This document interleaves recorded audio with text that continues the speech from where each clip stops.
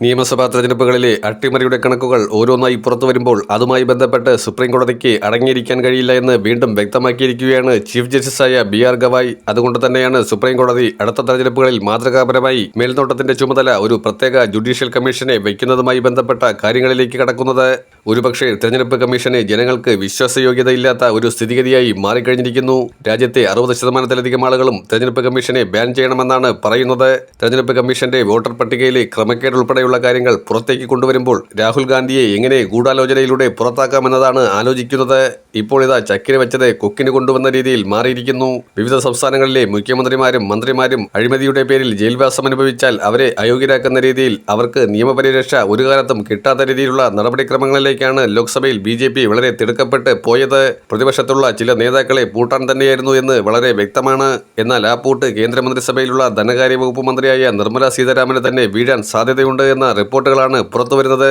Reserve bank ഗവർണറായ Sanjay Malhotra പറഞ്ഞ വാക്കുകൾ വളരെയധികം പ്രാധാന്യത്തോടു കൂടിയാണ് ഇപ്പോൾ എല്ലാവരും കേൾക്കുന്നത്. വലിയ തോതിലുള്ള ക്രമക്കേടുകൾ നടന്നതുമായി ബന്ധപ്പെട്ട കാര്യങ്ങളാണ് റിസർവ് ബാങ്ക് ഗവർണർ എല്ലാവരുടെയും ശ്രദ്ധയിലേക്ക് പെടുത്തുന്നത്. മാധവി പുരിബിച്ച് നേരത്തെ തന്നെ സെബിയുടെ ചെയർപേഴ്സൺ ആയിരുന്ന കാലഘട്ടത്തിൽ നടത്തിയ അഴിമതി കഥകൾ പുറം ലോകം പറഞ്ഞത് വളരെ വൈകിയാണ്. നിഴൽ കമ്പനികളിൽ വിദേശ നിക്ഷേപം നടത്തിക്കൊണ്ട് അവർ സ്വകാര്യപരമായി ലാഭം കൊയ്തെടുക്കാനും വ്യക്തിപരമായി ചില ആളുകൾക്ക് വിട്ടുവീഴ്ച ചെയ്തു കൊടുക്കാനും ശ്രമിച്ചതും ഇന്ത്യയുടെ ഒരു പൊതുമേഖലാ സ്ഥാപനത്തെ വീണ്ടും വിറ്റഴിക്കാൻ ശ്രമിച്ചതുമൊക്കെ നമ്മൾ കണ്ടതാണ്. അവർ സ്വകാര്യ മേഖലയിൽ നിന്ന് വന്ന ആദ്യ ചെയർപേഴ്സൺ ആയിരുന്നു. അവർക്കെതിരെ ഗുരുതരമായ ആരോപണം നിലനിൽക്കുകയാണ്. ഇത്തരത്തിൽ നിരവധിയായിട്ടുള്ള നേതാക്കൾ അറസ്റ്റിലാകാൻ പോവുകയാണ്. വാസ്തവത്തിൽ BJP ഭരിക്കുന്ന സംസ്ഥാനങ്ങളിലെ വിവിധ മുഖ്യമന്ത്രിമാർക്ക് പണിയാകുമെന്ന് തന്നെയാണ് പ്രതിപക്ഷം പറയുന്നത്.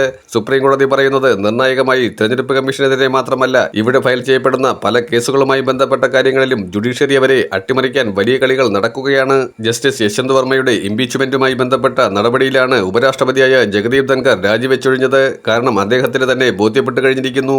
താനൊരു രീതിയിലുള്ള അഭിപ്രായ വ്യത്യാസവും പുറത്തു കാണിക്കാതെ ആരോഗ്യ പ്രശ്നം ഉന്നയിച്ചുകൊണ്ട് രാഷ്ട്രപതിക്ക് കത്തയച്ച് ഉപരാഷ്ട്രപതി സ്ഥാനത്ത് നിന്നും ഒഴിയുക എന്നുള്ളതാണ്. ഇനിയും അനാവശ്യ ന്യായീകരണങ്ങൾ നടത്തി സ്വന്തം വില വീണ്ടും ഇടിക്കാതിരിക്കാൻ തന്നെയാണ് ജഗദീപ് ധൻഖർ ആ കടുത്ത പ്രയോഗം നടത്തിയത്. ഇപ്പോൾ പുതിയ തെളിവുകൾ ഓരോന്നും പുറത്തു വരുമ്പോൾ സുപ്രീം കോടതിക്ക് കയ്യും കെട്ടി നോക്കിയിരിക്കാൻ കഴിയില്ല.